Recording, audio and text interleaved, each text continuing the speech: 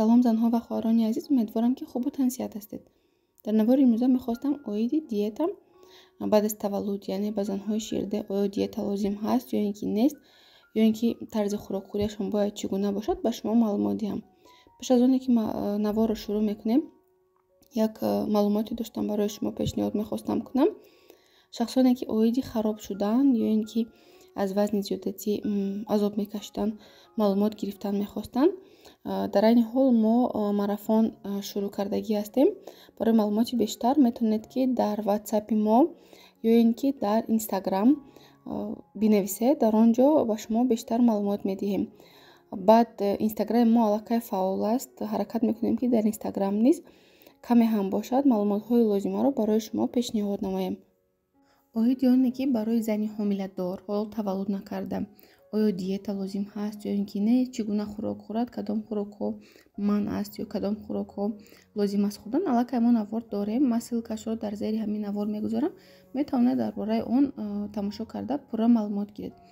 оиди ҳолате ки зан аллакай таваллуд мекунад, чӣ кор кардан дар кор, чӣ гуна диета кардан дар кор.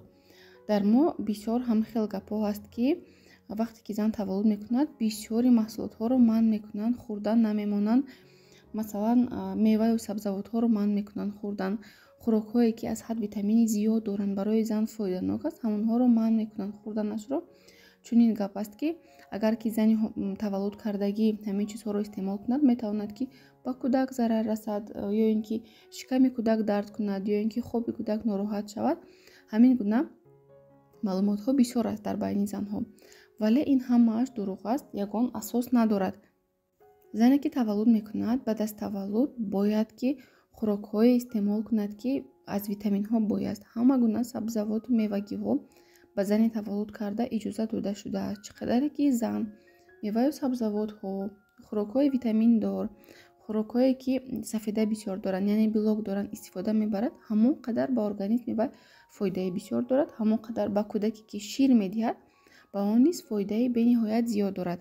масалан дар ватсап бисёр саволҳо мешавад ки баъд аз таваллуд бениҳоят занҳо худашона беқувват ҳис мекунанд, тамоми аъзои баданашон дард мекунад, миён дард мекунад, пойҳо дард мекунад, кор кардан наметавонанд, сабаб дар чӣ аст? ва баъд аз оне ки пурсон мешавед, ҳамон режими хӯрокхӯрияшон танҳо аз хӯрокҳои хамирӣ вобаста аст, аз хӯрокҳои равғанӣ вобаста аст. ягон хел меваю сабзавотҳо истифода намебаранд, хӯрокҳое ки сафеда дорад истифода намебаранд. масалан творог, сметана, чака, ҷурғот, кефир, ин чизҳоя истифода намебаранд, метарсанд ки ба кӯдак зарар мерасонад. помидор, бодиринг, кабутӣ, ин чизҳоя истифода намебаранд занҳои таваллудкардагӣ.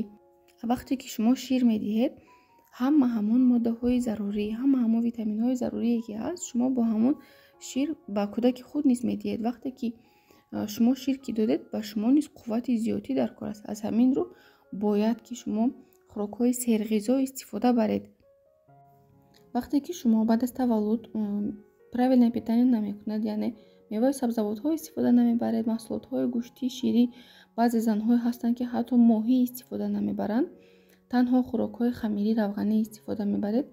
якумаш ин ки организми шумо заиф мешавад, дуюмаш ин ки шумо хаста, хоболуд мешавед, вазни зиёдатӣ мегиред, сифати пӯст, сифати мӯйҳои шумо, сифати нохунҳо ҳамааш безеб мешавад, беқувват мешавед. аз ҳамин рӯ вақте ки шумо ҳарчи барвақттар ба ғизои солим, яъне тарзи ҳаёти солим мегузоред, ҳамон қадар ҳам барои шумо нағз аст, ҳам барои тифли шумо нағз аст. тарзи хӯрдани шумо, яъне ҳамон меваю сабзавотҳое ки шумо мехӯред, ба кӯдак умуман зарар намерасонад. шумо агар ҳамон меваю сабзавотро истеъмол накунедам, хоҳед нахоҳед, шиками кӯдак дард мекунад. то 4 моҳагӣ баъд аз таваллуд шиками кӯдак дард кардан, хоби нороҳат доштан, ин ҳолати нормалӣ ба дохил мешавад, чунки рӯдаҳои кӯдак барқарор мешаванд, микрофлораш нағз мешавад. аз ҳамин сабаб колики пайдо мешавад. ин ҳолати нормалӣ аст ва ба хӯрок хӯрдани зан ягон хел алоқамандӣ надорад.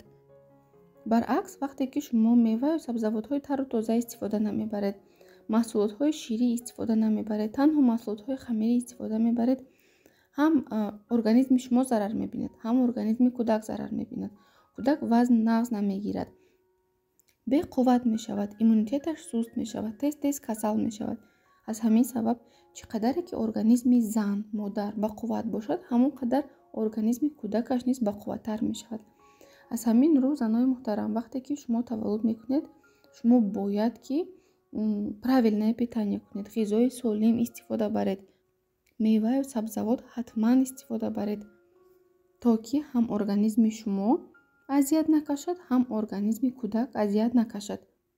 фақат маҳсулотҳое ҳаст ки номумкин аст ё ин ки ба миқдори кам истифода бурда мумкин аст. Ин маҳсулотҳои колбасные изделия, ҳасибҳо, ҳама гуна намудҳо ҳам ба организми, на танҳо ба организми зан, ба организми ҳама зарар дорад. ҳамин колбасные изделия, маҳсулотҳои ҳасибӣ ҳамашон зарар доранд.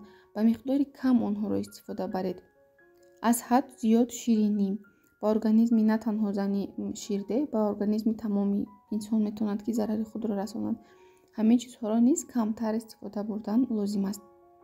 баъд аз таваллуд чӣ қадаре ки шумо бисёртар маҳсулотҳои гӯшти, чӣ қадар меваю сабзавотҳо нағз истифода мебаред, бисёр истифода мебаред, правилное питание мекунед, ҳамон қадар организми шумо тезтар барқарор мешавад.